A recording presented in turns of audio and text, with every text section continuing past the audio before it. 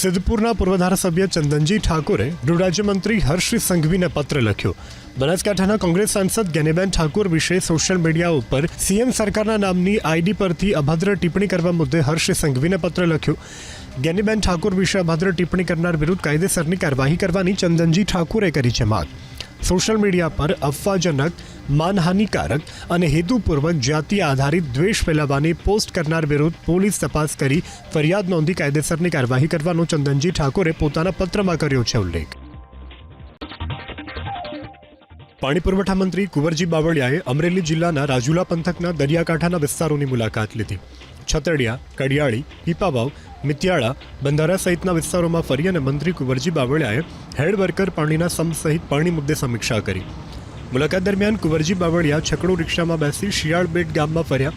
શિયાળબેટ દરિયાઈ ટાપુ પર હોવાથી બોટ મારફતે પહોંચીને મંત્રી કુંવરજી બાવળિયા તેના સાથે અધિકારીઓ છકડો રિક્ષામાં મુસાફરી કરી. શિયાળબેટ માટે પાણીની વ્યવસ્થામાં કોઈ મુશ્કેલી ન પડે તે માટે ચર્ચા પણ કરી.